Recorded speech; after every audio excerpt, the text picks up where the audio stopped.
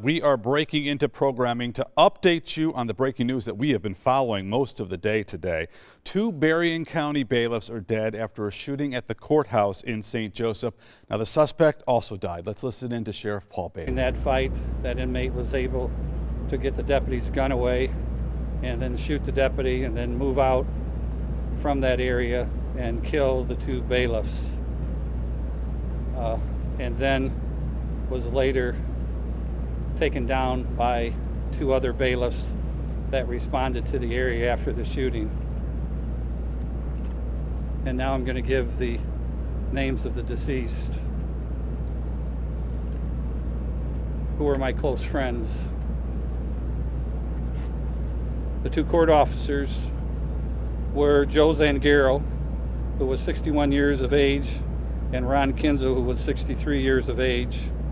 Joe Zangaro was the head of the courthouse security and has been employed with the Berrien County Trial Court since 2004. Joe retired from the Michigan State Police as post commander of the Bridgman Post. Ron Kinzel was a bailiff and has been employed by the Berrien County Trial Court since 2005. He retired as a sergeant from the Benton Charter Township Department after serving in the U.S. Army. Both of these officers were well respected by their peers. Deputy James Atterbury is 41 years old. He has worked at the Sheriff's Department since 1998 and is in intensive care now, but doing fine.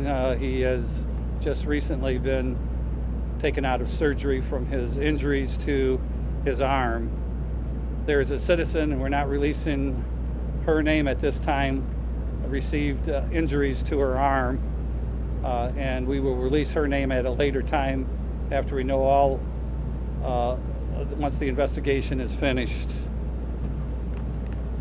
So with broken hearts, we stand here today to give you that information on our friends.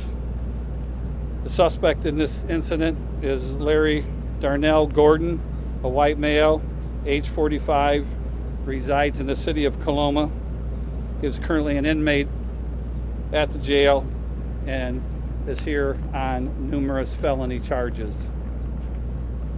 So I can answer any questions if there's any.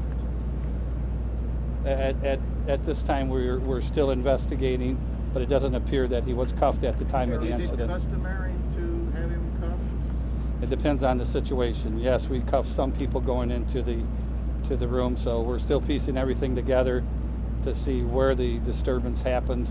So we'll be piecing that together here in the future. We had no indications that he has been violent. He hasn't been in our jail, so at this time we had no warning signs of him doing anything. So, but we're going to continue to investigate it. The investigators are interviewing people that he was involved with to see if anything, he was telling anybody anything that he planned to do. Sure, but was Deputy Atterbury that was escorting him, and that was the gun that Gordon got? That's the way it appears now, that this suspect was able to remove his weapon. We're still waiting to hear back from the investigators because they're still processing the scene before we can determine that. The bodies are going to be removed and taken to Grand Rapids for an autopsy, and we'll know more at that time. Sheriff, I thought I heard you say he was not in the jail? Yes, he was. But he hasn't been in our jail? He was before this time? He was in our jail. He was in our custody. What was he in custody, Sheriff? Can you talk a little bit about just the procedure? I know, for example, Cook County, where we're from, courthouse bail, courtroom deputies, as they're called there, jail officers do not carry weapons. Who carries weapons here? Was this unusual? No, our court officers, our deputy assigned to the courtrooms do have a weapon along with the bailiffs. So all the individuals that were involved were armed. Where was the woman who was injured, and what was she doing? And we're going to lock that down as the investigation continues, but in that general facility by the court by the courtroom. Is it fair to say these two bailiffs were ambushed by Gordon as he ran down a hallway, or was it in his courtroom? Well, it was outside of the courtroom where this occurred. Was the woman hurt by gunfire or something else? She was hurt by gunfire. Sheriff, what felony charges was the suspect in for? What specific felony charges was he facing? Well, we'll have that. We'll have more for you on that at a later time when we release that. But he was here on several felony charges. Were there handcuffs or not, and why? Well, he was being escorted into the courtroom. There was we had no information that he was going to be violent, and not everybody that goes into the courtroom is handcuffed. Will that change from here on out? Well, we will look at our procedures and evaluate them as we move people from the holding cells into the courtrooms. Was he being arraigned today? Was he being formally charged? He was there for an arraignment or for some court proceeding, and we'll have more of that information at a later time Sheriff, too. you think this was a jailbreak? Yes, at all indication is that he was trying to break out of jail. And did this take place in a public area, or was it in an area behind that the public doesn't have access to? It was in an area that the public does not have access to. There were indications that he tried to get back into the courtroom from that area. Is that true?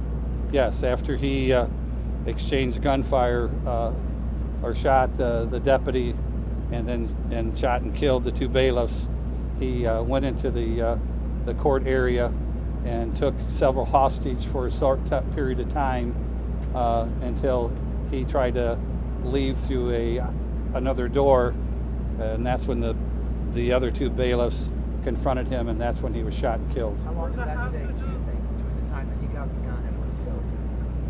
Probably less than 5 minutes. Do you know who shot and killed this man? We're not releasing that at this time. Was it an officer though? It was court bailiffs.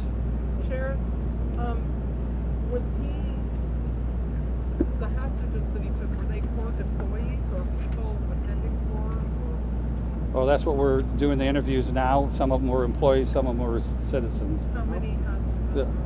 We're getting those details as we move on with the investigation. Has this man been in and out of jail before? Yeah. Is he a repeat offender? In an effort to allow, we want to make sure we have the accurate information. The investigation is ongoing at this time. We do have copies of the information here that's been provided with the biographic information for the court officers and the suspect, but at this time, we're going to let our investigators do their job and make sure we have accurate information to give you. So at this point, the information we have, we've got packets for you. We're going to let the investigation take its course and no further. Say anything to the bailiffs? Did he yell at them? Well, that's something that will come out later during the investigation. So total elapsed time from getting the gun to the time that the other bailiff dropped him was 5 minutes. Well, we don't have that. That's- A lot of these questions are going to be done in the investigation. We're going to let the investigators do their Yeah, do their job. it could be longer, so we'll have those details at a later time once we put it all together. This says attempted to take hostage. The bad guy? Yes. Okay, how will we get that? Well, we can have that available for all of you. Are the guns in a protected holster of any kind? Yep. How difficult is it to get that gun? How did he what? How difficult is it to get that gun to a deputy or a bailiff?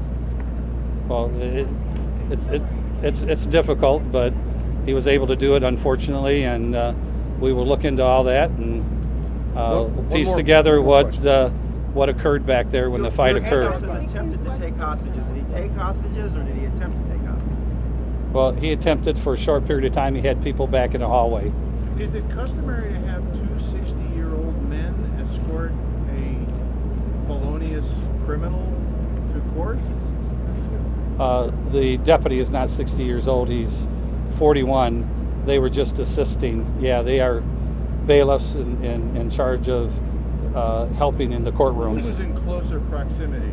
The deputy? The deputy was. He was. Yes. Bailiffs both That's shoot what him, this- sheriff? One shoot him. Yeah, we'll have more further on that at a later time. Thank you. Thank you very much. Do you have photos of the?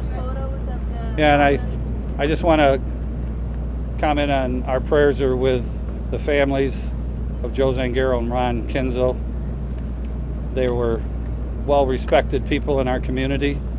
They had been in law enforcement for over 40 years, and they were just loving guys, and their life was tragically ended today. and we'll sort those details out and try to deal with our loss as we move forward throughout the weeks. So thank you. Thank you. Thank you. Thank you. Thank you. Thank you. Thank you. Lieutenant Johnson. Berrien County Sheriff Paul Bailey with that update tonight as we learn the names of the two bailiffs shot and killed at the courthouse today. Joe Van Gerel, 61 years old, the head of the courthouse security there. Ron Kinsel, 63 years old. Ron Kinsel, he was a bailiff employed there since 2005, Sheriff Bailey tells us. We also learned that Deputy James Atterbury, 41 years old, in intensive care, taken out of surgery to an injury to his arm. Also, the suspect identified as well as 35-year-old Larry Gordon of Coloma, who was an inmate, also of numerous felony charges he was facing. That's why he was in that courthouse today. Of course, a very sad, tragic day for St. Joseph, for all of Berrien County. We're going to continue to get updates on this evening. We have SBT2 news coming up tonight at 10 o'clock, also WSBT 22 at 11. But once again, an update from Berrien County Sheriff Paul Bailey on a very tragic day. We'll send you back to programming now. We want to begin with some breaking news here first at 4. We have been following this afternoon. Reports of 3 people killed at the Berrien County Courthouse. That includes 2 bailiffs and the gunman. 3 people killed at the Berrien County Courthouse, which is in St. Joseph, Michigan. We have been following this. This was a shooting that had happened earlier this afternoon. The first reports came into our newsroom at 2:30 this afternoon. If you know the area there at the courthouse there in Berrien County in St. Joseph, it is in the downtown area of St. Joseph, Michigan, right there on the bluff. Now, we're being told that the courthouse is secure. We're being told that by the governor now asking for prayers by all of those affected. We are awaiting a news conference. We're going to be briefed by police on the situation and what is happening. Any moment, we're expecting to get new information about what has happened, and we're going to be breaking in here to give you that.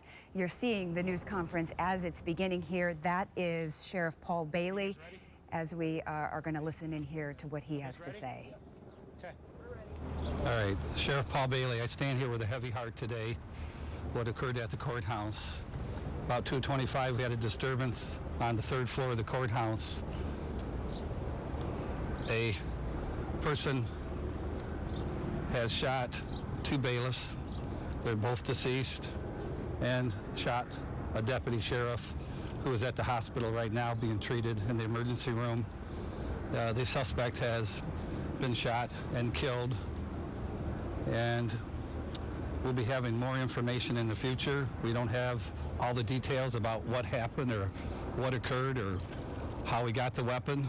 We will be investigating that along with the Homicide Task Force, the Sheriff's Department, along with other detectives from other departments, along with the Michigan State Police and St. Joe Public Safety. Will be investigating this together.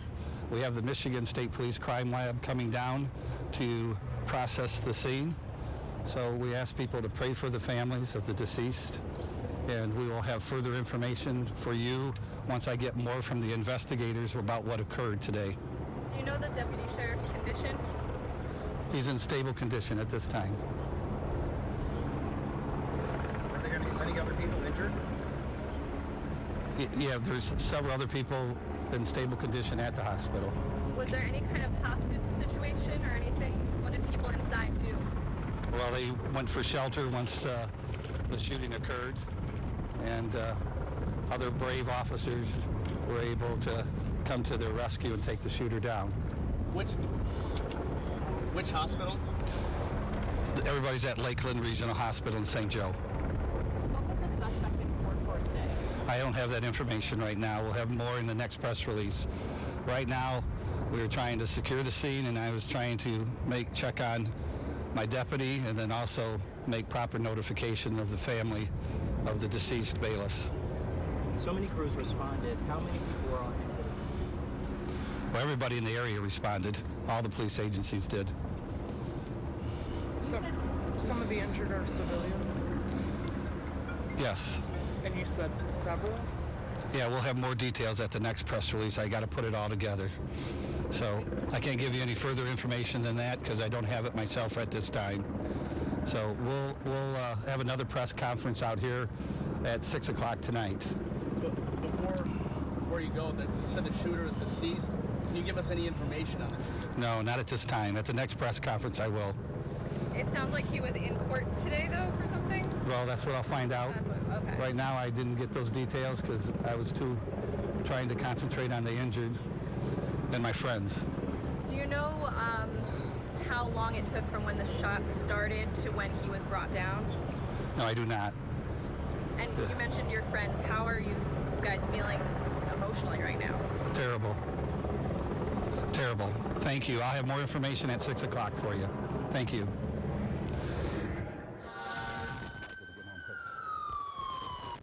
Well, there we are listening to Sheriff Paul Bailey, obviously a very shaken Paul Bailey. And what we are looking at here now is video of when emergency responders were able to first get on scene and take a look at what they were dealing with when they got there. Now you can see the updated numbers there. Three people are dead. That includes 2 bailiffs and 1 gunman. We are now just learning from that news conference that we were just listening into. There are other shooting victims, several victims, in fact, is what we've been told. Some of the injured are civilians. We do know that one deputy bailiff is at the ER being treated, and we're being told is in stable condition. They're not exactly sure what has happened here. All of that part of a very massive investigation that is taking place right now. Other brave officers were the ones who took that shooter down. Another update on what happened there is going to be taking place at 6 o'clock tonight. We will be there for that, and we will, of course, be following much of this throughout the evening. But police going to be giving us a lot of details as they, I'm sure, are going to be learning what's been happening. But they're trying to wrap their minds around what has happened there, too. But what we know now is that 3 people are dead, including 2 bailiffs. The gunman is dead as well. First, fast, accurate with Jennifer Copeland and Rick Shutt. You're watching WSBT 22 News at 5. Well, we are following 2 breaking news stories right now. One out of Notre Dame involving a lawsuit. The other is in Berrien County, where there's been a deadly shooting at the county courthouse. This all started around 2:30 this afternoon in St. Joseph. And at this hour, we know 3 people have died. WSBT 22's Caitlin Connon has been live on the scene all afternoon. Caitlin, it's still a very active scene there right now. Yes, there's a lot going on. We're not exactly sure what happened inside of the courtroom, but there are a lot of people outside. Emergency personnel from all over the county have responded to the scene. State police, tribal police, even the DNR are here, and there's a helicopter hovering overhead. What we do know is that 2 bailiffs were killed. A sheriff's deputy was also injured, and he's being treated at Lakeland Hospital.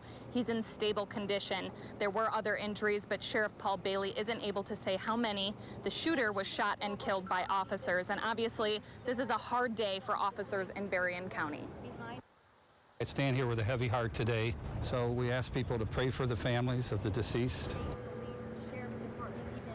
Coming up at 6, Sheriff Bailey will be giving another press conference. He says he's going to keep us updated on all the information he gets as he gets it.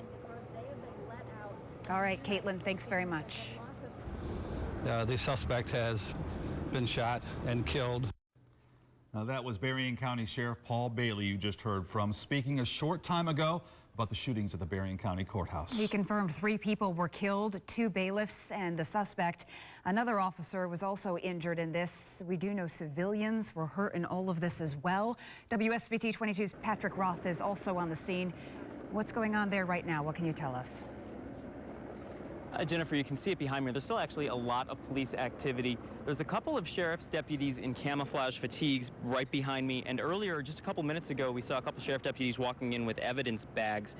The courthouse is still on lockdown, but we don't know whether or not there are people in there. They haven't told us that yet. They also don't know how much longer the courthouse is expected to be on lockdown. Although they did allow some people who are in the actual courtroom to leave there, sheltering at a church down the street. And that's caused a lot of concern for people who have had family in the courthouse. They do know their relatives are safe, but it was a very scary couple of minutes. Yeah, I seen them coming out, then all of a sudden I just heard cop car after cop car after cop car. I mean, it didn't quit. So.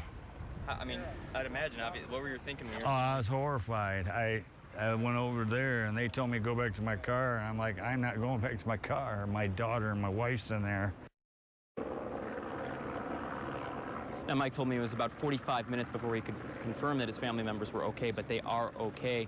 Now, several victims are being treated at Lakeland Hospital. We don't know how many victims, but they say any concerned relatives can call Lakeland Hospital for updates on them. And like we told you earlier at 5, we're expecting an update from Sheriff Paul Bailey coming up at 6 o'clock. And stay with us here at WSBT. We'll be bringing you all the latest as soon as we get it online and at WSBT.com. Live in Berrien County, Patrick Roth, WSBT 22 News. We are also getting reaction in from leaders in Southwest Michigan. This statement in tonight from Republican Congressman Fred Upton, quote, "What occurred today in my hometown breaks my heart. My thoughts are with our entire community, our friends and neighbors. This tragic event reminds us all too well that our law enforcement officers have their lives on the line every day, not knowing what that day will bring.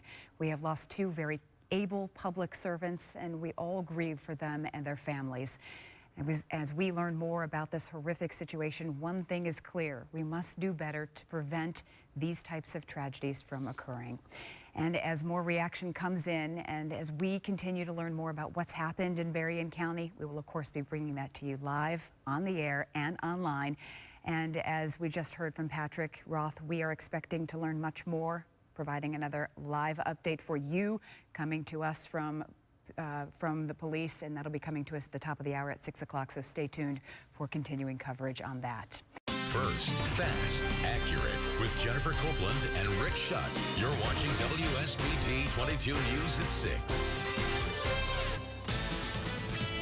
And we want to get an update to the breaking news that we have been following all afternoon. 2 bailiffs are dead and a deputy sheriff is in the hospital. It's following a shooting at the Berrien County Courthouse. That's right. Police just moments away from holding another news conference to update us on the latest on their investigation. We know the gunman is dead. This all happened around 2:30. The Berrien County Sheriff's telling us now that a civilian was also injured in this and being treated at a hospital.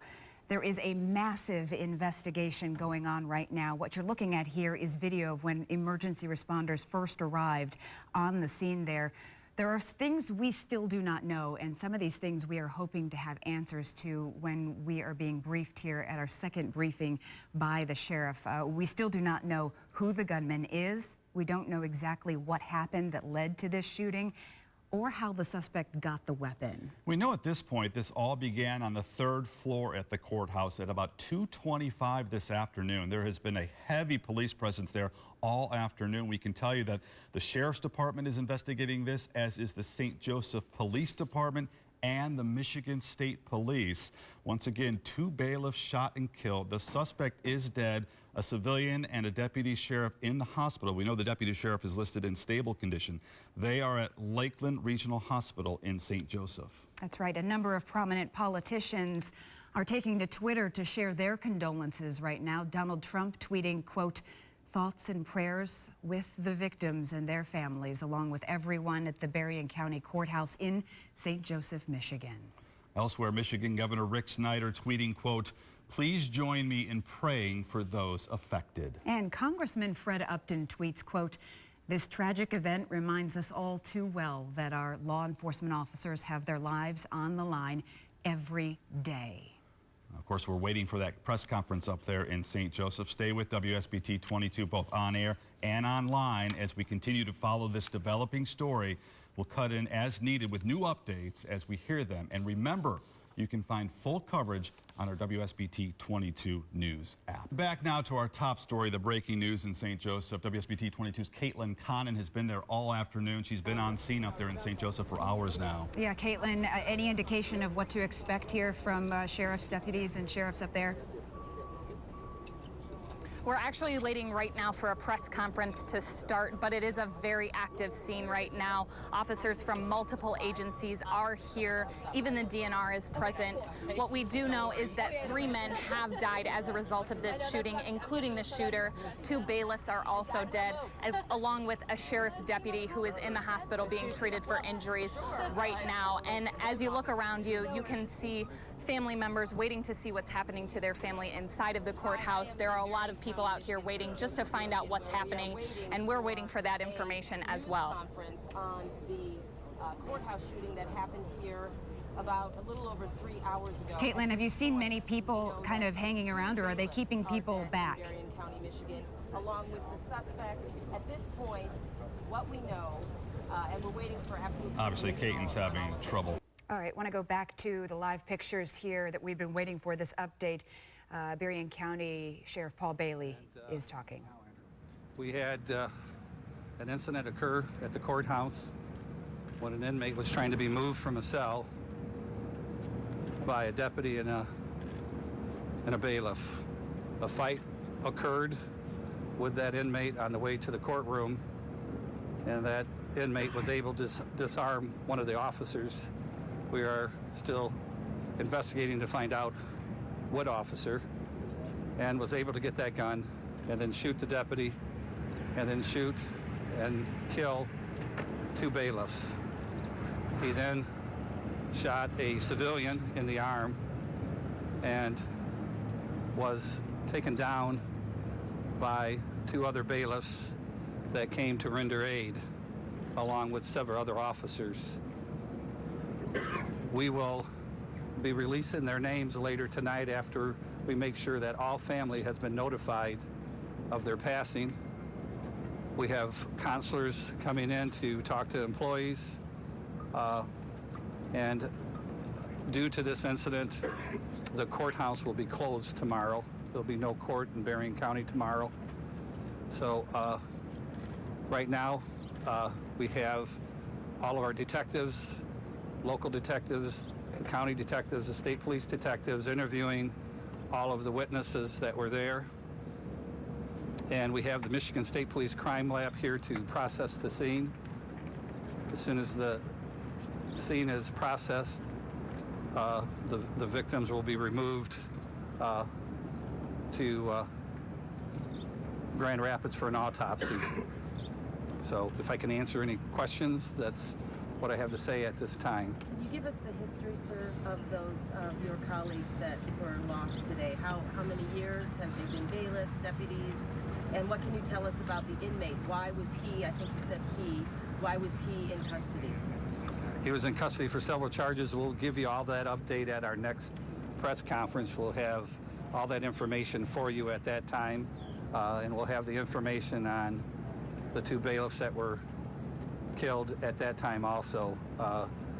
They've been, both bailiffs have been law enforcement officers for a long time, and they've been bailiffs for the last 10 years. Can you give us more information about, more details about how he was able to get that gun? Well, that's what we're investigating right now. Sure. So all the detectives are piecing that together from all the cameras that we have at the courthouse, and I'll have more details here in the next couple hours to share with you on how that occurred. Where did the fight take place, Sheriff? The fight took place right outside the holding cell at the courthouse. As they were getting him out of the holding cell, they secured the door, and then the inmate started fighting with the deputy and bailiff, and that's when the gun was able to be taken away. He was trying to escape, and that's when he fatally wounded the 2 bailiffs. As people have been leaving the courthouse, state police have been stopping them, asking them questions and writing down information. What can you tell us about what they're asking people who are in the courthouse? Well, we want to make sure that we've interviewed anybody that was in the courthouse, so we're asking them if they've been interviewed yet. So the detectives are interviewing all the courthouse employees that were on the 3rd floor, and we're releasing everybody else that did not see anything. So we want to make sure that everybody that was on that 3rd floor gets interviewed, and that we have all the information to piece everything back together of what occurred. You said a civilian was shot. I'm sorry, a civilian. Was it a male or a female civilian? And who was that person? We'll have more information at the next press conference on that also. Was the shooter handcuffed or restrained in any way? That's we'll find out at the next. As soon as I can meet with the investigators. The area is cordoned off because it's a crime scene, and we're not going in there to look at that now until the Michigan State Police Crime Lab gets here. Has everyone been released from the building now at this point? Is everyone released? Yeah, the only people that are there right now are people that still need to be interviewed, but everybody else was sent home. Can Was shooting how many people were inside the courthouse at the time? The shooting was not inside a courtroom, and it was in a corridor leading from the holding cell to the courtroom. Was it Sheriff, sentencing or arraignment, or why was he here? That's what we'll have more for you. I haven't piecing that together. He was going over for some court proceeding from the jail, and we'll have more information about exactly what that proceeding was at the next conference. Sheriff, how many civilians were taken? Pardon me? How many civilians were taken to the hospital? Just one. How many were inside the courthouse and also down? Oh, the courthouse was doing regular business there, you know. So all the employees were there, and I don't know how many civilians were there doing business. Who shot and killed the inmate? We will release that later on after I have all the information from the investigators. As soon as I piece that all together, I can give that to you at the next press conference. So what is protocol? Right now, your emotional toll, because obviously this has touched you and somebody who you've obviously worked with. Can you talk about just what this has meant to you and the officers and deputies who work with you? Well, our hearts are torn apart. They were our friends. They were my colleagues. I have known them for over 30 years. So it's a sad day. So what I'd like to do is the governor came down to give his support, and I'd like to turn it over to him now to say a couple words. Could you say your name? Sheriff Paul Bailey. The deputy that was injured, how is he or she? He is in stable condition at this time. Thanks, Sheriff. Governor? Thank you, Sheriff. Yes. Yeah, I just wanted to be here to support a terrible day in a wonderful community. This was an awful act to have happen today. I want to reinforce the fact that we're being supportive in every way possible with the Michigan State Police in terms of helping support a good sheriff's department in terms of their investigation, the crime lab, also with counseling resources. I ask that all Michiganders put your prayers out, your thoughts and prayers with the families of the lost law enforcement officials, and that we give our thoughts and prayers to the wounded. This is a particularly tough time for law enforcement, so I ask that everyone reach out and try to be as supportive of law enforcement across the state and across the country as possible in a difficult case like this. This is a terrible event to have happen, and we need to rally together to support one another. And you can see that from the community members with me and the law enforcement members with me, but we should all be standing together to say, how do we support one another, and how do we work to make sure these things don't happen? So thank you. Governor, why did you decide to come out today? For what I just said. It's as simple as that. There's no other motive other than saying, this is terrible. And we need to be supportive of law enforcement. We need to support the families that have lost someone. So I thought it important to be here. And we'll continue to provide support, whatever they need, to help them get through this terrible tragedy. Governor, thank you. Sheriff, can I ask one more question, please? What is this is difficult, I know, but what is the protocol for an inmate or someone when being walked from, like, the holding area to a courtroom or vice versa? Well, In terms of handcuffs and... yeah, well, that's what we're going to determine how they were escorted in. They do it many times every day. They're moving inmates constantly between all the courtrooms. So we will, once we have more information, we'll know how he was removed from the cell and was being taken into the courtroom. Are they supposed to be handcuffed, though? That's what I'm Well, asking. it just depends on the situation. Do we know how many shots were fired? No, not at this time. How many court officers were working in the courthouse today? There was 10. Is that enough? Is that how it normally is? Yes. What was a civilian doing outside of the holding cell? That's after the inmate broke free from shooting the two bailiffs and then came out into the hallway where civilians would be when he shot one of them. What's a bailiff? Bailiff is a court officer that works for there's a bailiff assigned to each one of the judges. Sheriff, in the wake of what happened in Dallas, is there anything that you'd like to tell the community right now? Well, this is a great community, and I've been overwhelmed with calls and texts supporting us. It's a tragedy. You never know when something like this is going to happen. I can tell you that the deputies and the bailiffs are well trained, and it's one of those unfortunate situations that occurred. So we need prayers, and the families need your prayers especially. and we will move forward. This is a great community, and they will stand behind us, and we will continue to move forward. Sheriff, you mentioned more information later on. Do you have any idea what time that press conference will be, that next update? Sometime before 9 o'clock. Can you mention at all just about the intent? Excuse me? Just in terms of, what was he prosecuted for? What was he being put away for? That's what I have my investigators gathering. We'll release all that at the next press conference. Did he make any statements as he was running from the deputy? That's what I'm going to find out. And how many deputies or bailiffs usually transfer an inmate into the courtroom and out? Two. Thank you for speaking with us. Yeah. You will let us know about the next update. Yes, I will. Will All it right. be right here on this same location? Yes. Thank you. All right. Thank you. Thank you. Mayor Mohammed, you wanted to say a few words? There you have it. Sheriff Paul Bailey addressing the media on this tragic day, what he is calling a sad day up there in St. Joseph, Michigan in Berrien County. We also heard from Governor Rick Snyder, who's offering his thoughts and prayers and his support to that community. You know, this is the first time that we've been given some sort of indication as to what transpired inside the courthouse. Sheriff Bailey telling us that a fight occurred outside what he's calling a holding cell inside that courthouse, where essentially an inmate was being held, and as one of the deputies and one of the bailiffs was trying to take that inmate outside of that holding cell, there was some sort of a fight that took place. The gunman, well, he essentially became the gunman. The suspect got a hold of one of the guns. We're not sure exactly whose gun he was able to get, and that's when that fight occurred. He got the gun and started firing it. Now they have counselors coming in to help with support. The courthouse, of course, is closed right now. They have not named yet the two bailiffs who have been killed or the suspect as well. Of course, we're going to have much more online and on air tonight at 10 on SBT2 and then again at 11 on WSBT 22 Another News. update we're being told will come tonight too. We'll be right back. Just letting you know, it sounds like we got a report of shots fired at the courthouse.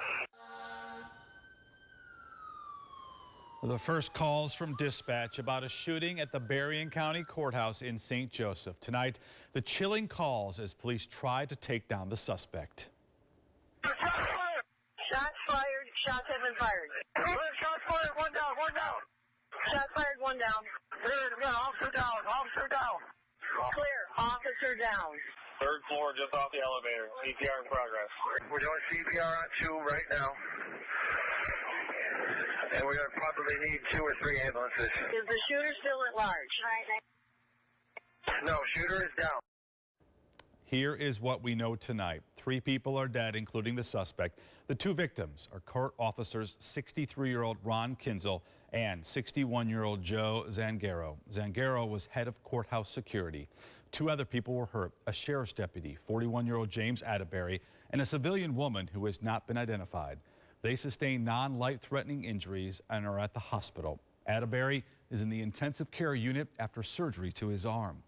Police say the gunman was this man, 45-year-old Larry Gordon from Coloma. He was a prisoner being taken to the courthouse. He fought with those officers outside the holding cell. He was able to get a gun from one of the officers and fired the fatal shots before officers killed him. Now, new details are still breaking at this hour. Police just wrapped up another news conference a short time ago. WSBT 22's Patrick Roth has been following this story all evening. He's live at the courthouse for us. And Patrick, we're learning more about how this all unfolded.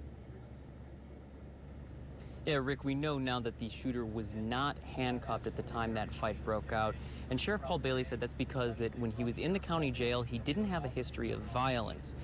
Bailey also said that by all indications, this appears to be an escape attempt. Now, there's still a lot of questions we don't have answers to, and one of them is, how could something like this happen in a place like here? Now, it's happened here. As the investigation continues into just how an inmate was able to disarm and kill 2 police officers and wound 2 more people, the reality is sinking in that the unthinkable has now struck close to home. We need prayers, and the families need your prayers especially, and we will move forward. This is a great community, and they will stand behind us, and we will continue to move forward. A painful part of moving forward will be piecing together exactly what happened. While the whole picture isn't totally clear yet, some parts are. A fight occurred with that inmate on the way to the courtroom, and that inmate was able to disarm one of the officers. The inmate was then able to use that gun to kill 2 bailiffs and wound the sheriff's deputy and a civilian. Our hearts are torn apart. They were our friends. They were my colleagues. I have known them for over 30 years. So it's a sad day. Now, Gordon's ex-wife told a Grand Rapids TV station that she actually spoke to her ex-husband on Sunday, and there was no indication that he was planning any attack. Jessica Gordon says her ex-husband, quote, got mixed up with the wrong people. Now, there's still a lot of work that investigators need to do, but actually, Rick, you can see it right here behind me. The police tape that was up surrounding the courthouse all afternoon, that's actually down now. And I also asked Sheriff Bailey, in the wake of what happened in Dallas, is there anything that he would like the community to know? And he said that he's actually been overwhelmed by the amount of support through phone calls and text messages that he's gotten.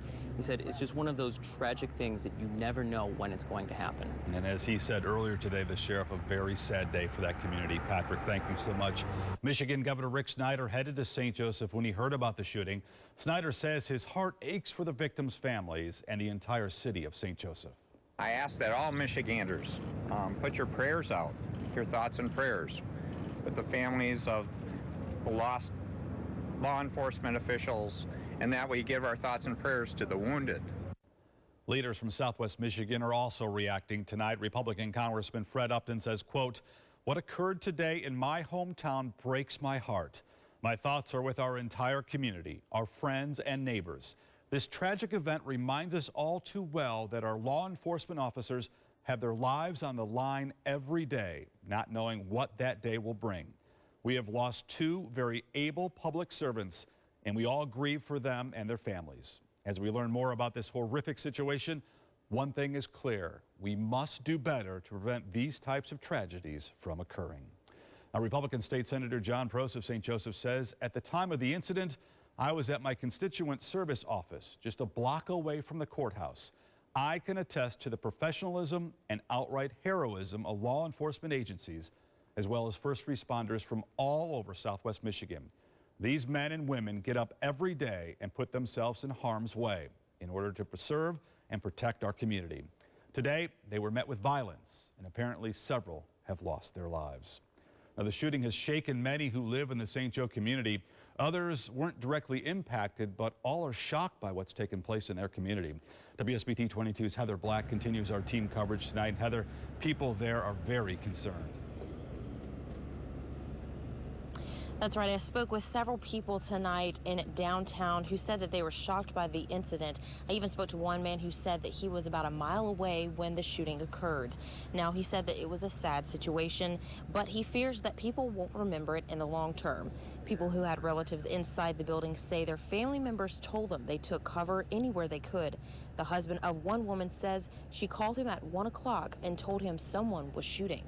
The only thing that they heard was, loud popping going out in the hall, and so they immediately, over the intercom, hit everybody to, lock the doors and go in the secluded area and do not come out until they are told. She phoned me when she was in the bathroom, so I instructed her, I'm glad you're okay, but get off the phone, because the shooter was still at large at the particular time, so I didn't want him, to hear the phone calls or hear her talking to me. Things shouldn't be happening. But yeah, we see them happening everywhere. I think that we are starting to let our guard down. We've become very, very complacent. And when I got here, there were people outside who knew that they had family members inside. One man told us that his wife and daughter were inside, and he didn't want to leave the scene until that he knew that they were safe. And he had to wait for about 45 minutes, but found out they were okay. Can't even imagine, Heather. Obviously a very tense time waiting for that word from the courthouse. Heather, thank you so much. Because the investigation is just beginning, the courthouse will be closed tomorrow. Counselors will be brought in to help courthouse workers. Again, 3 people are dead, including the gunman. 2 others are in the hospital, including 1 civilian. And be sure to stay with WSBT 22 as we continue to follow this breaking news. We'll have the latest information through the night on our website, WSBT.com, and tomorrow on WSBT 22 first in the morning. We'll have live reports from St. Joseph starting at 5. First, fast, accurate. You're watching WSBT 22 First in the Morning with Bob Montgomery and Leanne Tokars. Just letting you know, it sounds like we got a report of shots fired at the courthouse. This morning, an inside look at the tear from inside the Berrien County Courthouse in St. Joseph. Police in the courthouse describing what was happening yesterday about 2:15 in the afternoon. An inmate takes an officer's weapon and starts firing. 2 bailiffs are dead. Police killed that inmate. 63-year-old Ron Kinzel and 61-year-old Joe Zangaro were the court officers killed. 2 other people were hurt and will survive. One is 41-year-old Sheriff's Deputy Jim Atterbury, shot in the arm. The other, a woman who was not a police official, was also shot in the arm. Now, these are some of the sounds of the chaos happening inside that courthouse. Now, some of this may be disturbing to some of you. Shots fired. Shots have been fired. Shots fired. One down. One down. Shots fired. One down. Clear. Officer down. Officer down. Clear. Officer down. 3rd floor, just off the elevator. CPR in progress. We're doing CPR on 2 right now. And we're going to probably need 2 or 3 ambulances. Is the shooter still at large? No, shooter is down. And let's go live now to the Berrien County Courthouse in St. Joseph. WSBT 22's Kristen Bean has been digging into the details of what happened. Kristen, good morning. What's the scene there now? Well, today is going to be a heartbreaking day as many people here come to grips with what happened. Take a look behind me. You can see a Berrien County Sheriff's Department vehicle, now a memorial outside the Berrien County Sheriff's office this morning. Flowers have been laid on it. There are signs with the black banner over the police badge. Here's what we know. Police say Larry Gordon was being escorted from a holding cell to a courtroom when a fight broke out. They say he was able to get a deputy's gun, shoot the deputy, and kill 2 bailiffs before he attempted to take hostages in the courtroom. He was shot and killed by responding officers. The officers shot and killed were longtime members of law enforcement here in Berrien County. 61-year-old Joe Zangaro was the head of courthouse security. He had previously retired from the Michigan State Police as a post commander from Bridgman. And 63-year-old Ron Kinzel worked at the courthouse since 2005 after retiring from Benton Township Police. He's also an Army veteran. 41-year-old Sheriff's Deputy Jim Atterbury is recovering from a gunshot wound in the arm. And as we mentioned earlier, a woman was also shot in the arm. All of this happened just before 2:30 yesterday on the 3rd floor of the courthouse. Police say it doesn't appear that Gordon was cuffed at the time, but they had no warning signs. They say he was being held on several felony charges. Gordon's ex-wife told a Grand Rapids TV station she spoke with him Sunday. She said there was no indication that he was planning an attack.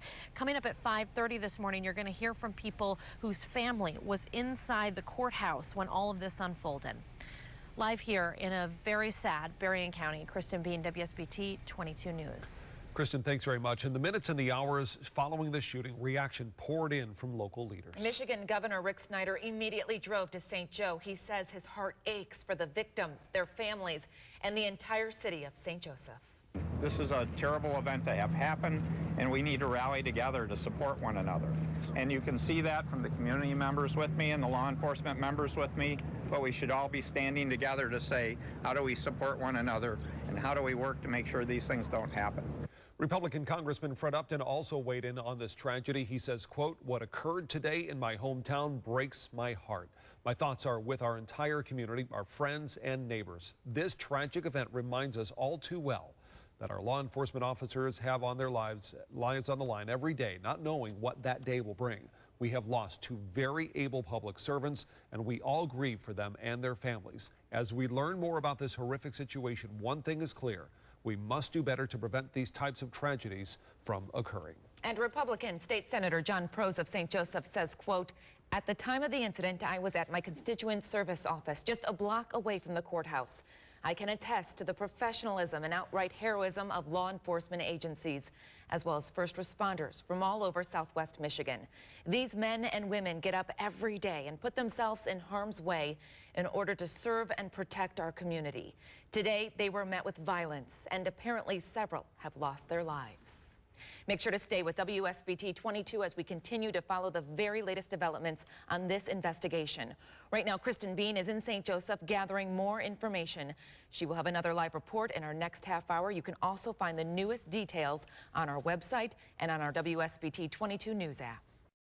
First, fast, accurate. You're watching WSBT 22 First in the Morning with Bob Montgomery and Leanne Tokars. Priority at the courthouse. Man on the second floor with a gun. We got hostages. Clear. Shots fired. Shots have been fired. Shots fired. One down. One down. That's the sound of terror as a tragedy rocks our community. This morning, the investigation into a deadly shooting at the Berrien County Courthouse in St. Joseph is really just getting started. Today, the courthouse will be closed for that investigation. Authorities digging deeper into the shooting that left 2 bailiffs dead before police shot and killed the suspect. The first court officer killed is 63-year-old Ron Kinzel, the other 61-year-old Joe Zangaro. Zangaro was the head of courthouse security. 2 other people were hurt in this incident. One is 41-year-old James Atterbury, who is a sheriff's deputy. The other, a woman who's not a police official. She has not yet been identified. Both have non-life-threatening injuries. They're at the hospital. Atterbury, in fact, in intensive care after having surgery on his arm. Now, the man police say is responsible for the shooting, 45-year-old Larry Gordon from Coloma. Gordon was an inmate being taken to the courthouse. He fought with officers outside the holding cell. Gordon was able to get a gun from one of the officers. He then fired the fatal shots, tried to take hostages, before other officers quickly fired and killed him. WSBT 22's Kristen Bean is live at the courthouse this morning. Good morning, Bob and Leanne. Yeah, Gordon's ex-wife said she spoke with him Sunday, and he gave her no indication that he was planning this sort of an attack. She said he was an amazing man who got mixed up with the wrong people. The only thing that they heard was, loud popping going out in the hall. And Leroy Lane's wife was inside the Berrien County Courthouse when a normal day turned deadly. So they immediately, over the intercom, hit everybody to, lock the doors and go in the secluded area and do not come out until they are told. Clear. Shots fired. Shots have been fired. Shots fired. One down.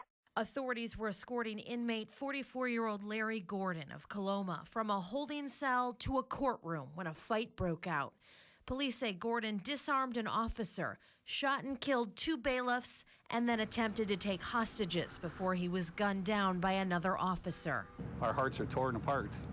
They were our friends. They were my colleagues. I have known them for over 30 years. The deceased have been identified as 61-year-old Joseph Zangaro, the head of courthouse security, and 63-year-old Ronald Kinzel. The 2 had worked in law enforcement for years. 41-year-old Sheriff's Deputy James Atterbury is recovering from a gunshot wound in the arm. A woman was also shot in the arm. As news of what happened got out, family members of people who work inside the courthouse wanted answers as well. People were being evacuated from the 4th floor, and I'm like, why are you being evacuated from the 4th floor? They said, you need to get out of here. There's a person with a gun. I'm like, well, I'm not leaving. My wife and daughter's on the 4th floor. Now investigators continue the tough task of piecing together what happened and hopefully begin the healing. Our prayers are with the families of Joe Zangaro and Ron Kinzel. They were well-respected people in our community. They had been in law enforcement for over 40 years, and they were just loving guys, and their life was tragically ended today. And we'll sort those details out and try to deal with our loss as we move forward throughout the weeks.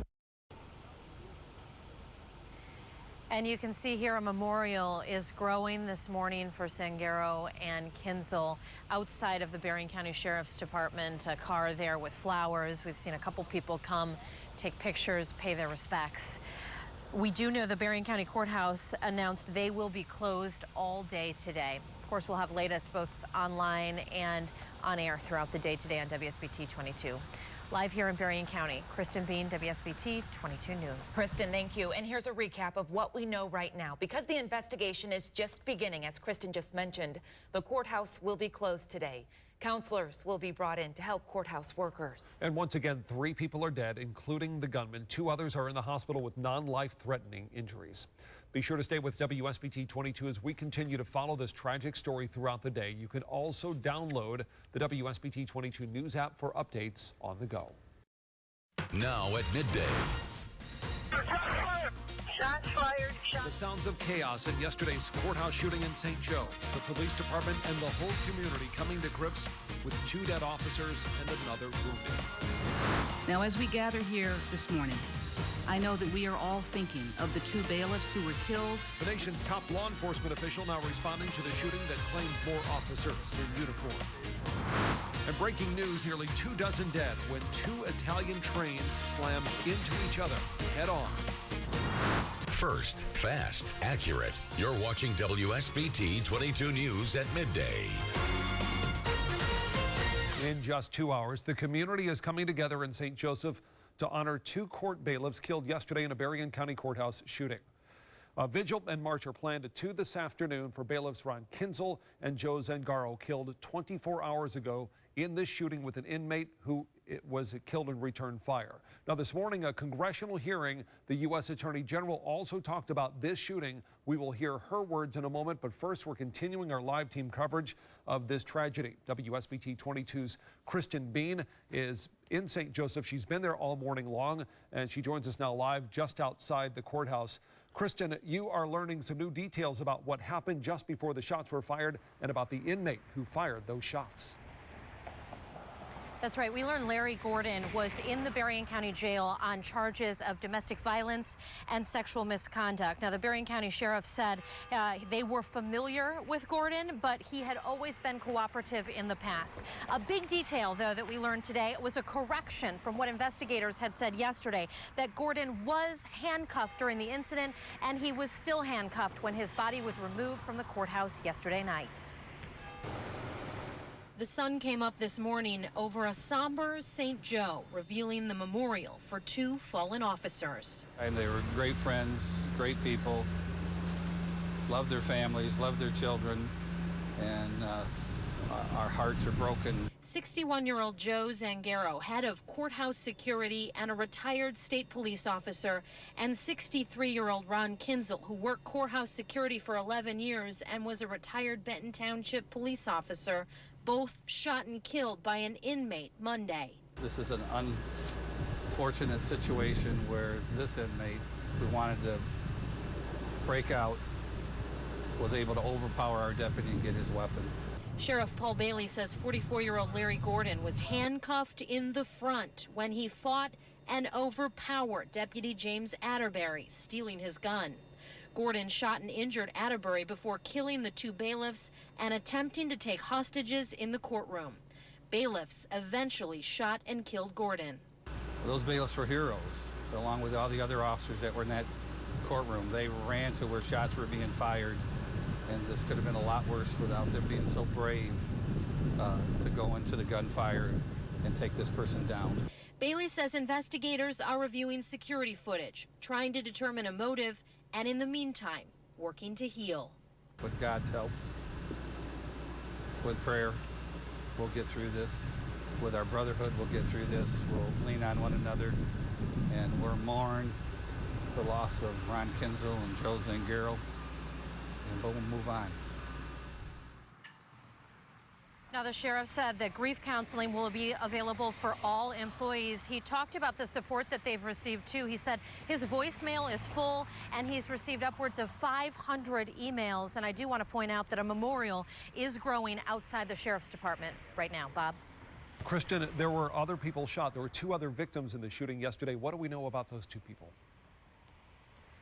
We learned that Deputy James Atterbury is still in the hospital in stable condition. There was another woman shot in the arm. We don't know her condition or whether she's still in the hospital at this point. Autopsies, I should mention, on the 2 bailiffs were scheduled for this morning. Now, Kristen, also this morning, the sheriff talked about how the inmate was handcuffed with his hands in front of him, looking at the possibility of changes in protocol here. He said everything will be looked at. He said they're going to talk with the chief judge, they're going to talk with administrators, and of course the county commissioners, and look at what happened and how maybe they can make it safer in the future. All right, Kristen reporting live. We'll continue our live team coverage throughout the course of the day. We now move on to the first police radio traffic from the scene, showing the confusion and the terror as the shooting unfolded.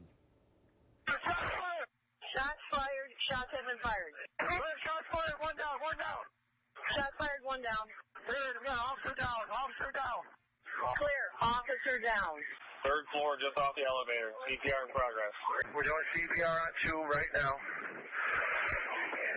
And we're going to probably need 2 or 3 ambulances. Is the shooter still at large? No, shooter is down. Now, support began pouring in almost immediately for the victims' families and the entire city of St. Joseph. The Obama administration is now expressing its sympathies for the victims of yesterday's shooting. Attorney General Loretta Lynch made a statement before testifying in front of a U.S. House committee this morning. The Department of Justice stands ready to provide whatever help we can to state and local authorities as they investigate this heinous crime, and our sincerest condolences are with the friends, the colleagues, and the loved ones of the devoted public servants that we lost. Michigan Governor Rick Snyder also drove to town yesterday evening when he heard about this shooting. He says this is a time to come together and be strong. This is a particularly tough time for law enforcement, so I ask that everyone reach out and try to be as supportive of law enforcement across the state and across the country as possible in a difficult case like this. Now, leaders specifically from Southwest Michigan are also reacting. Congressman Fred Upton saying, quote, "What occurred in my hometown breaks my heart. My thoughts are with our entire community, our friends and neighbors. This tragic event reminds us all too well that our law enforcement officers have their lives on the line every day, not knowing what that day will bring. We have lost 2 very able public servants, and we all grieve for them and their families." As we learn more about this horrific situation, one thing is clear: we must do better to prevent these types of tragedies from occurring. Now, Republican State Senator John Prose of St. Joseph said also, quote, "At the time of the incident, I was at my constituent service office just a block away from the courthouse. I can attest to the professionalism and the outright heroism of law enforcement agencies, as well as first responders from all over Southwest Michigan. These men and women get up every day and put themselves in harm's way in order to serve and protect our community. They were met with violence, and apparently, again, he wrote this yesterday, before we knew all the details, several have lost their lives." Now, stay with WSBT 22 for continuing coverage of the Berrien County Courthouse shooting. We will have the very latest developments throughout the afternoon at WSBT.com and our WSBT 22 mobile app. Our team coverage continues on air with the latest in this investigation, starting WSBT 22 first at 4. You're watching WSBT 22 News, first at 4. Our hearts and prayers go out to Joe Zangaro and Ron Kinzel's family. They were 2 great individuals that have served law enforcement for many, many years. They were loving husbands, loving fathers. Well, first at 4, our community is in mourning right now. A short time ago, a memorial service was held to honor 2 court bailiffs killed yesterday in the shooting at the Berrien County Courthouse. We remain on the scene gathering the very latest on this shooting. WSBT 22's Suzanne Spencer is there at the memorial for those officers. And WSBT 22's Caitlin Connon, she's here and she has an update on what we know about the gunman. But this is who we want to talk about first. Bailiffs Ron Kinzel and Joe Zangaro. They were shot and killed by the inmate at the courthouse. Other officers returned fire, killing the suspect. 41-year-old Sheriff's Deputy Jim Atterbury was injured in that. Let's get the latest now from WSBT 22's Suzanne Spencer. Suzanne, many people stopping by that memorial behind you.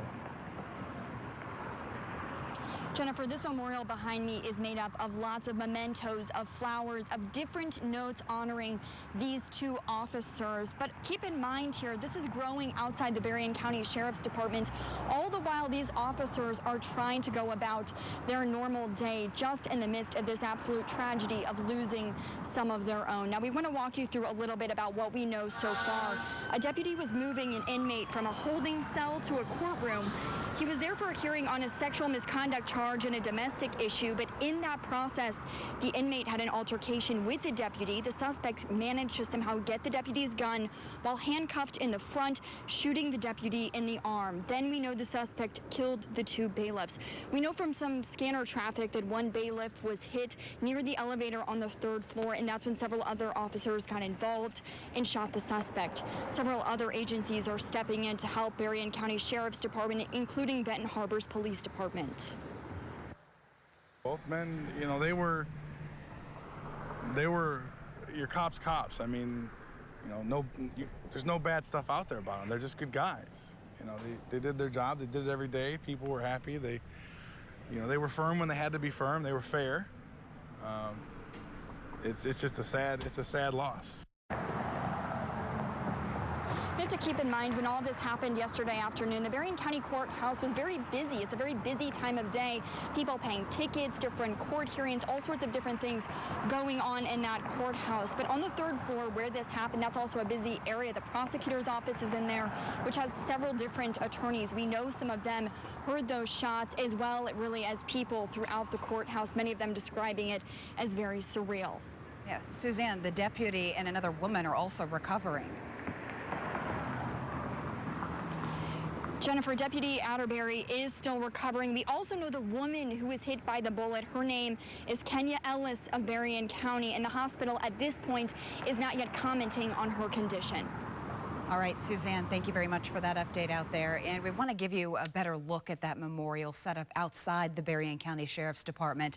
All day long, we have seen people dropping off notes, flowers, and balloons, just paying their respects to bailiffs Ron Kinzel and Joe Zangaro. Now, our crews report seeing almost the entire staff of Whirlpool walking over to that memorial.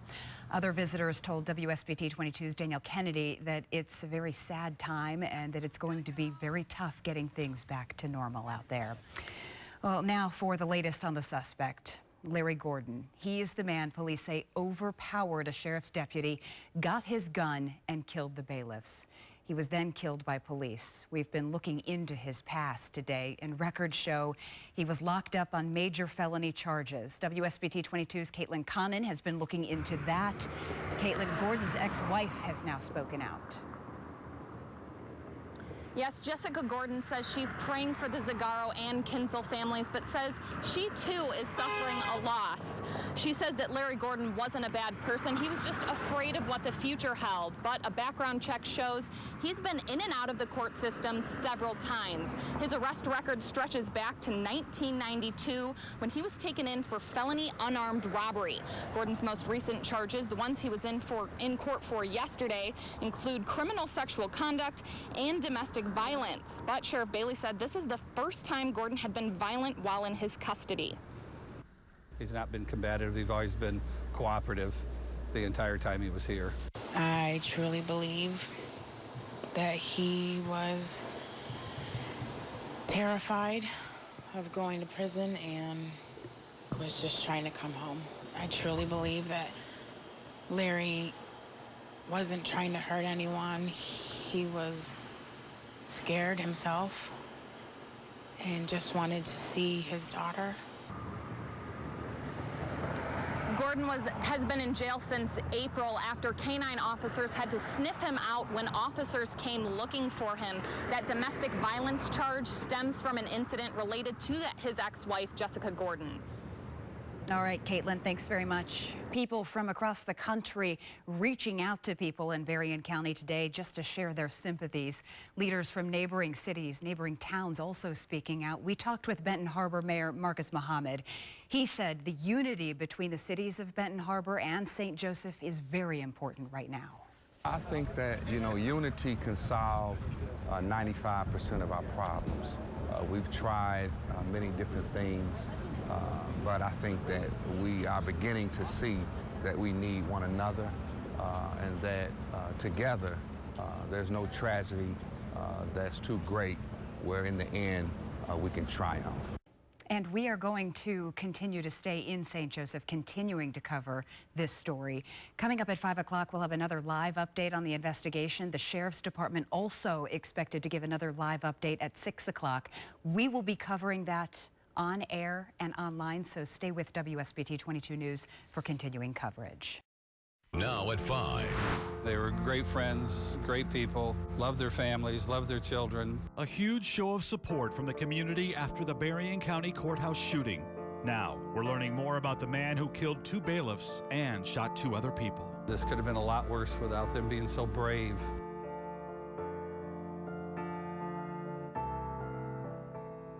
It has been an emotional day for police and people in the Berrien County community This is a live look at a memorial that is growing by the hour outside the Berrien County Sheriff's Department for the two bailiffs killed in the courthouse yesterday. Those two men, Joe Zangaro and Ron Kinzel, they're well known in the community, both retired police officers who have been working in the courts for several years.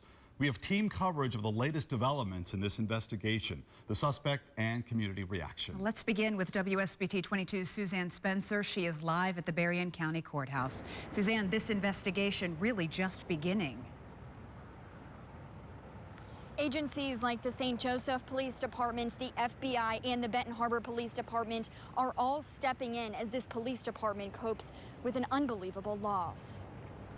Moving together, dozens of Whirlpool employees walking to show their support for the two bailiffs killed at the courthouse. That support also coming from Benton Harbor's police department. It was surreal. I mean, we both knew both of the gentlemen, both bailiffs, Mr. Zangaro and Mr. Kinzel. I mean, they're mentors.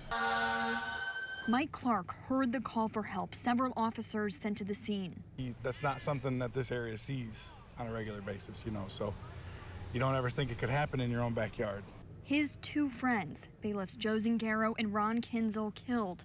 Deputy James Atterbury was transporting Larry Gordon from a holding room to a courtroom. They got into an altercation, and Gordon got a hold of his gun, firing at him and both bailiffs.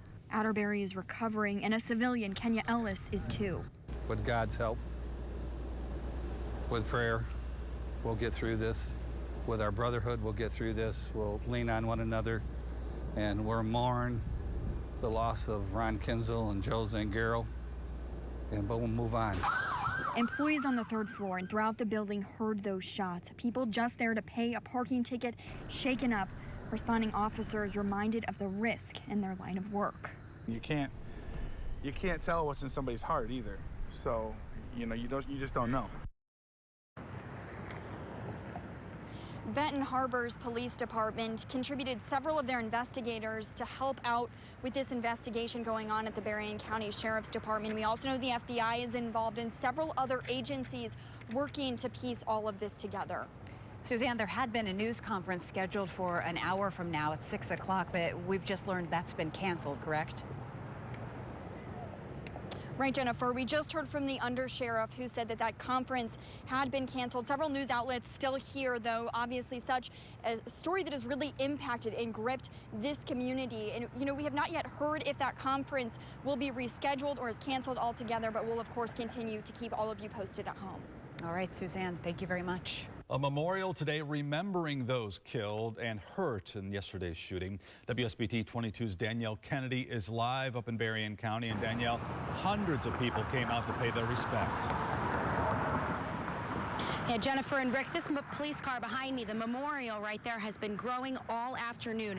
People stopping by to drop off flowers, cards, many even just stopping to say a prayer.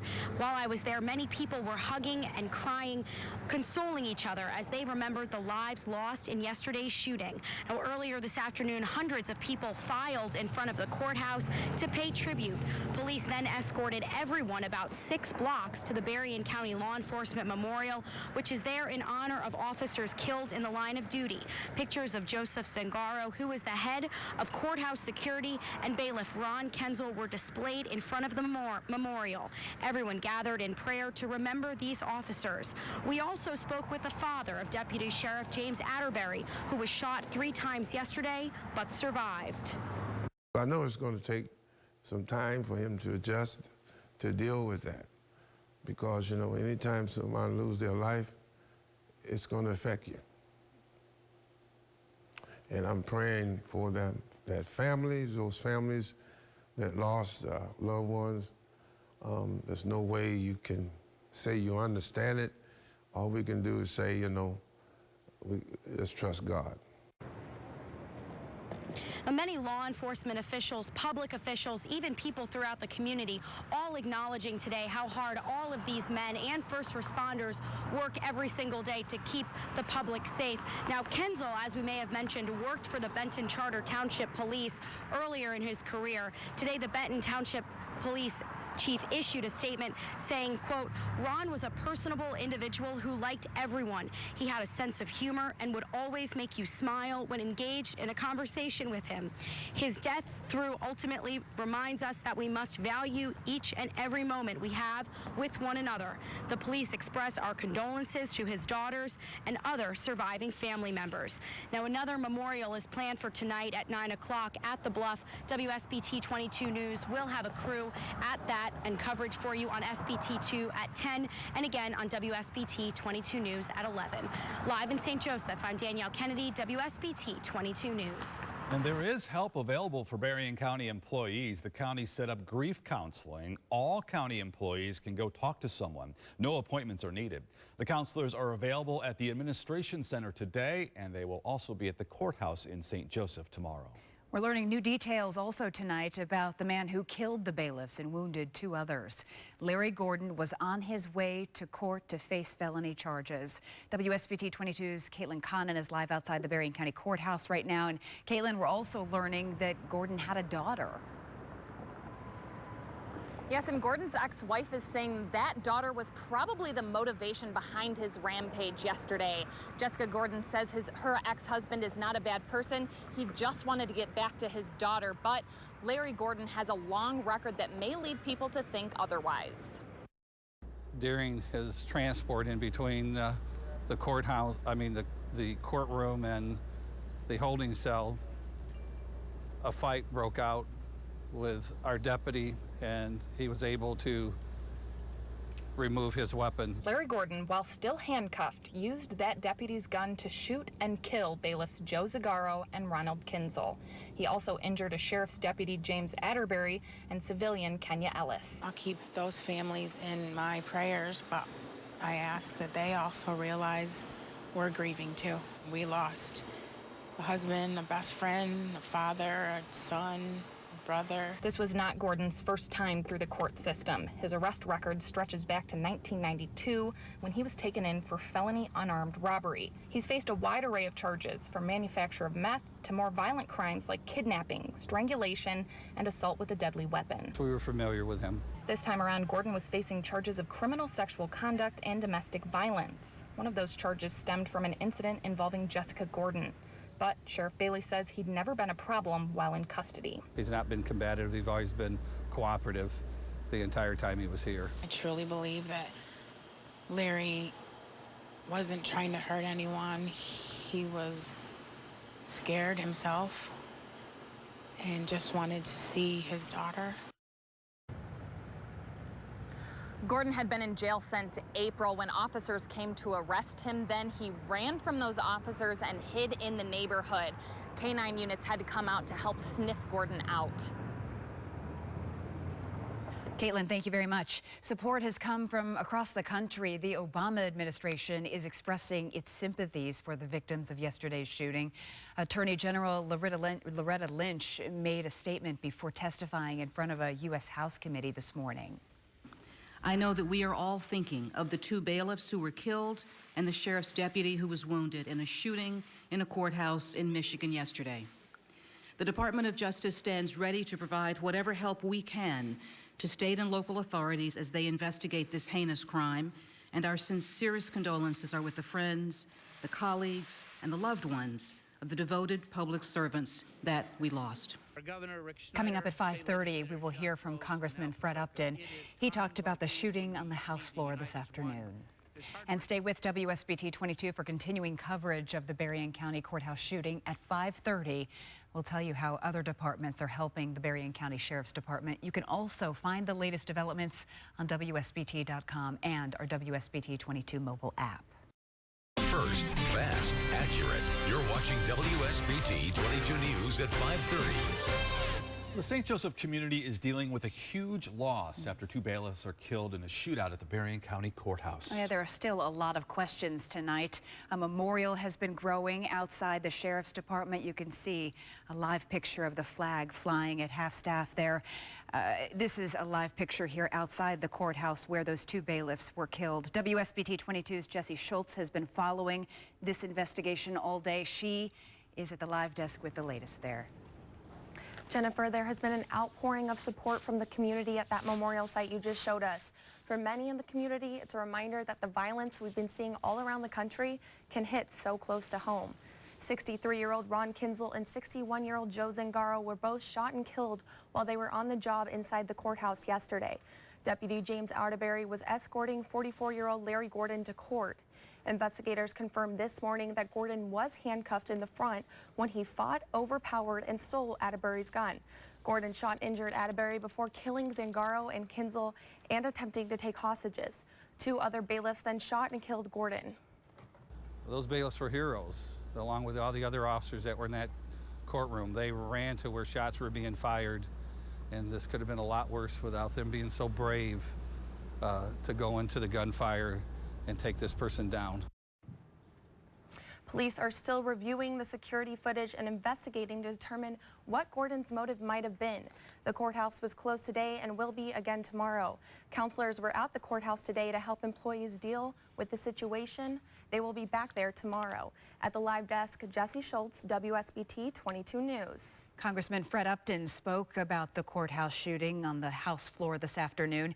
He says he just spent time with Sheriff Paul Bailey a few days ago and personally knew Joe Zangaro. We should continue to keep those affected in our hearts and our minds. I also want to thank the countless folks on the front lines who clearly prevented the tragedy from even being worse. Swift actions of those on the ground need to be commended, particularly the Berrien County Sheriff Department led by Sheriff Paul Bailey.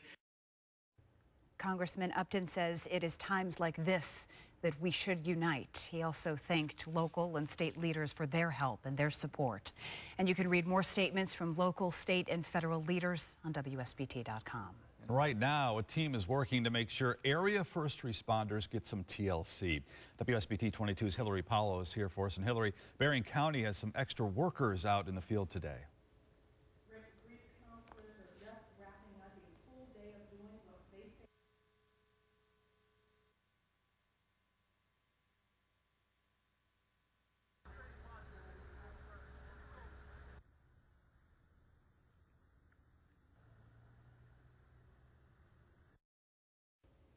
We're having some audio issues with Hillary. We can tell you that counselors from Riverwood Center met with city workers at Berrien County's administration building. Now, some of those workers were wearing blue and black ribbons in memoriam.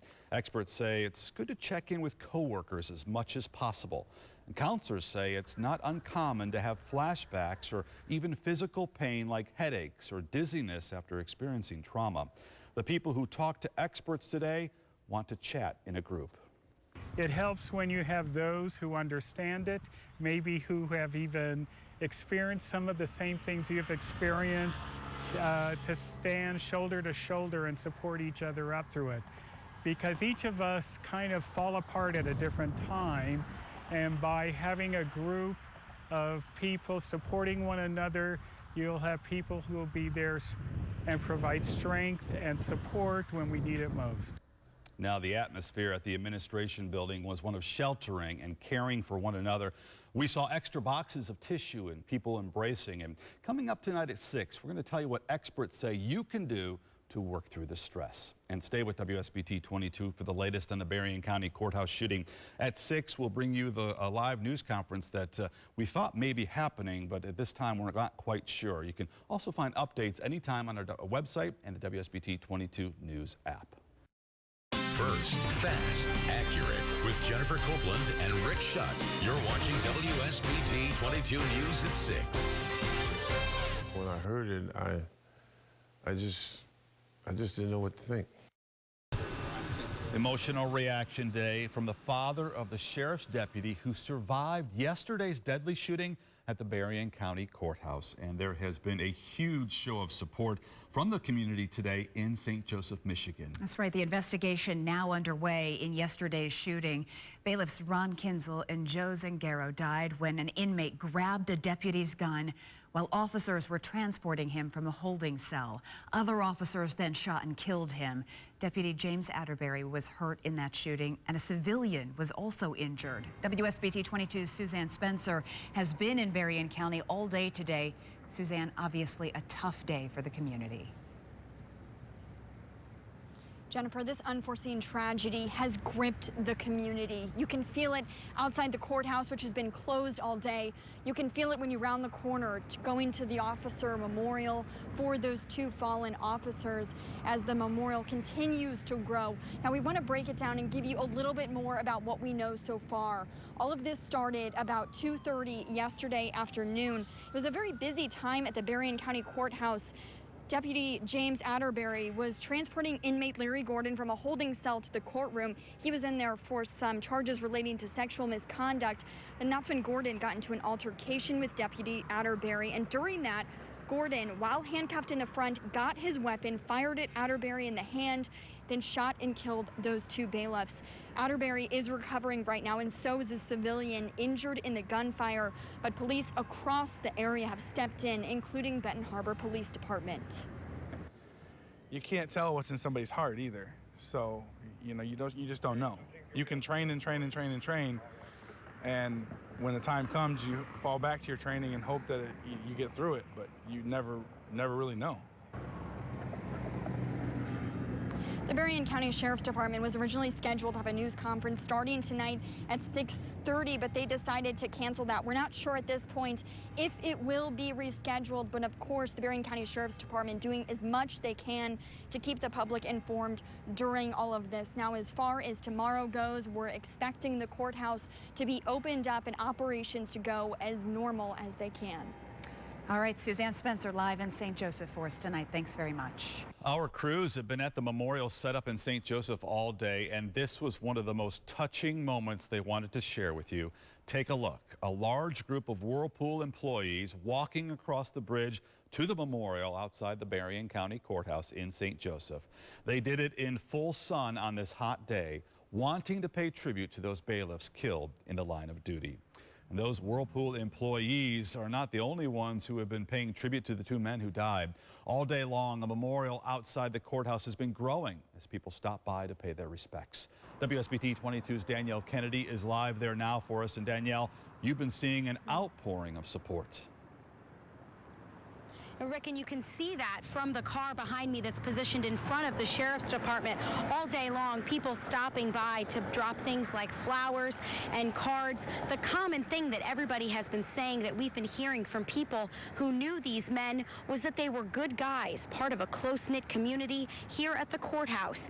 Even people who never met Ron Kenzel or Joe Zangaro wanted to do something to pay their respects. One by one, laying down a memory as the community prepares to lay these two officers to rest. Flowers and handwritten cards are just some of many signs showing Ron Kenzel and Joe Zangaro were loved by many.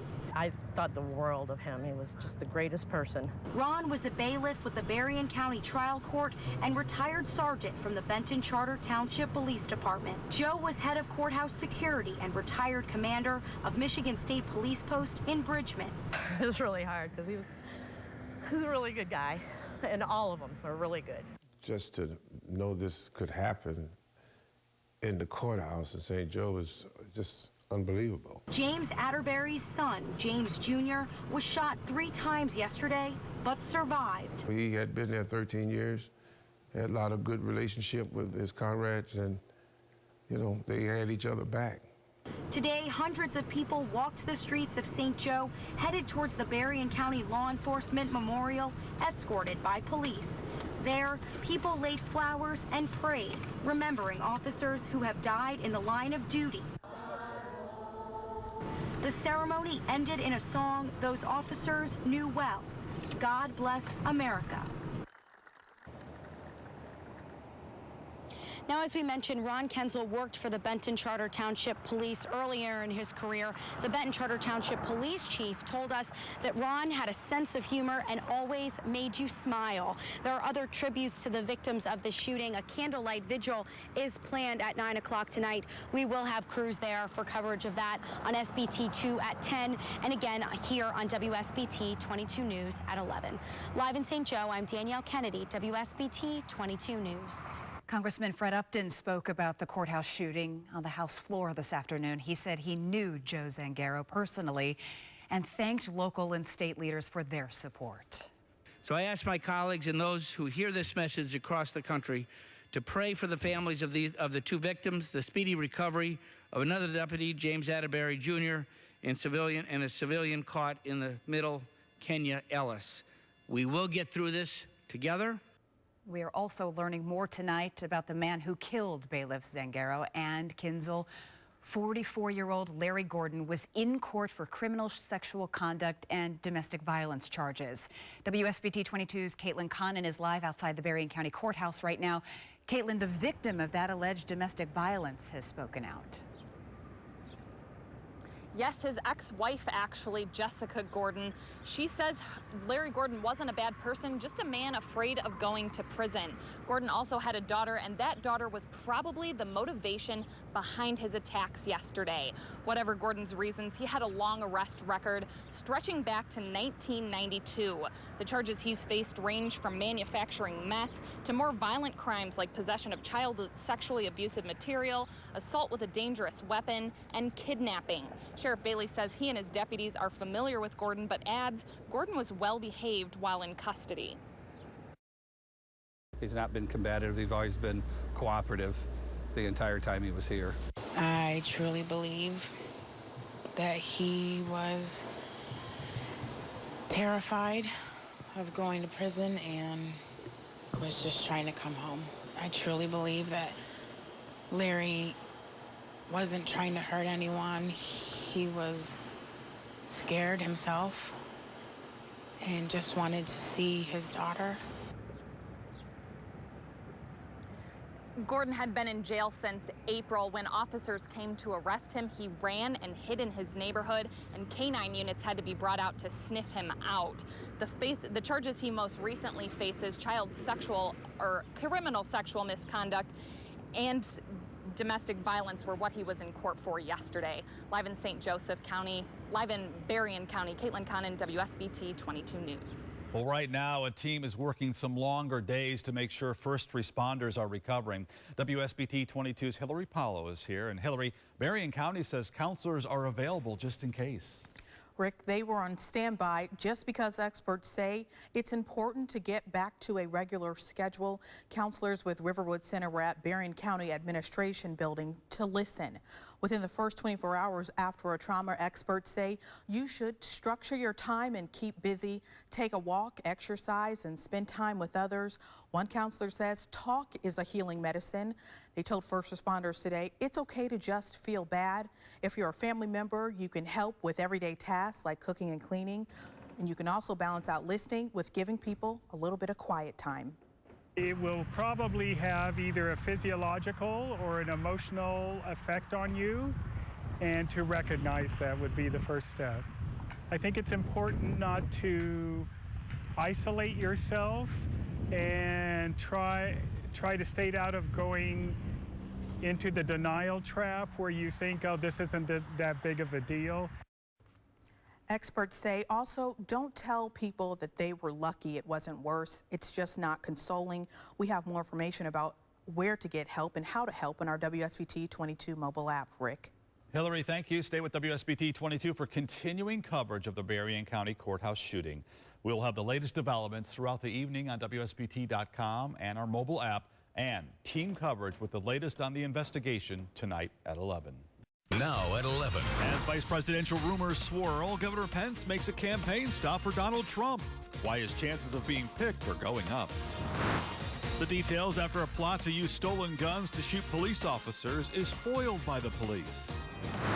We're still learning more about the Berrien County Courthouse shooting. Reaction tonight as the community tries to heal. First, fast, accurate with Rick Schutt. You're watching WSBT 22 News at 11. We're still learning more tonight after yesterday's deadly shooting inside the Berrien County Courthouse in St. Joseph. All of this started about 2:30 on Monday. Deputy James Atterbury was transporting inmate Larry Gordon from a holding cell to the courtroom. He was there for a hearing on sexual misconduct charges. Gordon got into an altercation with Atterbury. During that, Gordon, while handcuffed in the front, got his weapon, shot Atterbury in the hand, then shot and killed the bailiffs, Joe Zangaro and Ron Kinzel. Atterbury is recovering, and so is a civilian injured in that gunfire. Now, we've learned that Larry Gordon was in court for criminal sexual conduct and domestic violence charges. Gordon had been in jail since April. His arrest record stretches back to 1992 and includes other violent crimes like assault with a deadly weapon and strangulation. His ex-wife, Jessica Gordon, says he wasn't a bad person, just afraid of going to prison. Gordon had a daughter, and Jessica says she was probably the motivation behind his attack yesterday. Officers came to his home to arrest him, and he ran. I truly believe that Larry wasn't trying to hurt anyone. He was scared himself and just wanted to see his daughter. Now, we learned today the shooter was handcuffed. Berrien County Sheriff's deputies say it appears that standard protocol was followed, but that protocol might change now. WSBT 22's Patrick Roth is live in front of the courthouse for us tonight. And Patrick, there's still a lot of things that investigators are looking at. Yeah, Rick, they're still trying to figure out what exactly happened in that fight that led the shooter, Larry Darnell Gordon, to grabbing that sheriff deputy's gun. They're also trying to figure out which police officer wound up firing the shots that wound up killing Gordon. For a lot of people here, they're just trying to figure out how their community can move on. I'm confused. I'm hurt. More than a day after the shooting that left 3 people, including 2 bailiffs, dead, that raw emotion is a common feeling here in Berrien County. Many people have come to pay their respects at a shrine in front of the Sheriff's Department. It's just like the biggest tragedy that I've faced in our county, and I feel like being a future police officer, I need to be out here. Even people who never met Ron Kinzel or Joseph Zingaro feel the pain of their loss. But maybe nowhere is that pain felt more acutely than by those who knew them and worked with them. They were the best. And yesterday we've lost 2 of the finest former officers and officials that had worked in our courthouse. Both individuals, Joe Zingaro and Ron Kinzel, were friends of ours. They were friends of many of our staff and local law enforcement in general, not just our department, but local law enforcement officers. They were very well respected. For investigators, the goal is to put the pieces together to find out exactly what happened, and how they can make sure that something like this doesn't happen again. I'm not saying protocol wasn't followed because he was cuffed in front, which happens. We transport people to and from the courtrooms all the time, and that is a standard practice in that. So obviously in this case, it's something we'll take a look at and evaluate. Okay. For friends and family and the whole of Berrien County, the goal will be just to try and move forward. We as a community, we as a county have suffered a tremendous, unexplainable loss. Now, the Sheriff's Department says that they might wind up looking at and changing some of those standard procedures, but that might be harder than you think. They say that anytime a suspect appears in court in front of a jury, they appear in handcuffs. It could lend the appearance of guilt, which could wind up biasing a jury. But Rick, they say that there are going to be a lot of things that the Sheriff's Department is going to be looking at and reviewing in the coming days and weeks. Yeah, certainly a lot of evaluation to happen. Now, Patrick, we know that the courthouse was closed today. When is it going to reopen? You know, we were told earlier in the day that it would be open for employees, but not the public tomorrow. However, we reached out to Sheriff Bailey, and Bailey said that the courthouse will be closed tomorrow. Okay, Patrick Roth live for us tonight in St. Joseph. Patrick, thank you so much. We also want to mention that 41-year-old Deputy Sheriff James Atterbury is recovering tonight. He was in surgery after being shot 3 times. Now, we caught up with James Atterbury's father, Reverend James Atterbury Sr. Just Sunday, we prayed and had a prayer for the Texas incident. And we was just talking about many people don't have the real full impact of victims because it don't happen to them. And he says that his son is always trying to help young people and is the administrator of the church youth department. Right now, a team is working to make sure that area first responders get some TLC. Grief counselors spent the day listening to city and county workers. Counselors from Riverwood Center say it's not uncommon to have flashbacks or even physical pain like chills or chest pain. Within the first 24 hours after a trauma, experts say try to keep busy. Take a walk, maybe exercise, and spend time with others. I think it's important not to isolate yourself and try to stay out of going into the denial trap where you think, oh, this isn't that big of a deal. because your whole being has been put through quite a shock living through something like this. And experts say if you don't know what to say to people affected, just say that you're sorry the incident occurred. We have more information on our WSBT 22 mobile app.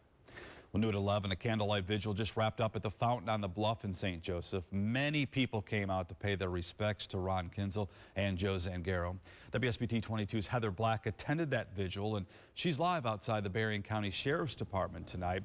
Heather, this had to be a very emotional night. Rick, it really was. Many people who were coming into the vigil were hugging one another. Even others were getting emotional and tearing up just being there, remembering what happened yesterday. And about 30 minutes before the vigil start, many people started pouring in at the band shell right in downtown area of St. Joe. And we even saw Michigan police, or Michigan State and Baroda Township policemen come to pay their respects. Now, this large vigil turned out to be two separate vigils that were combined since they were taking places so close together. People who came listened to prayers for the families of the victims, local law enforcement, and the community. Candles were also a part of the ceremony, and some vigil goers we spoke with say it's encouraging to see so many come together in times like these. Comes together to support everybody else. It doesn't matter who you are, it doesn't matter what color you are, it doesn't matter anything. It just matters that we're all here to support each other and make sure that take the hate out. That you have a community that shows respect and has love for the community, and it shows respect for the police officers that serve every day and put their lives on the lines every day. Now, other vigil goers are say that they're still trying to process what happened yesterday, and while many are showing much support, they're hoping that this type of togetherness will continue.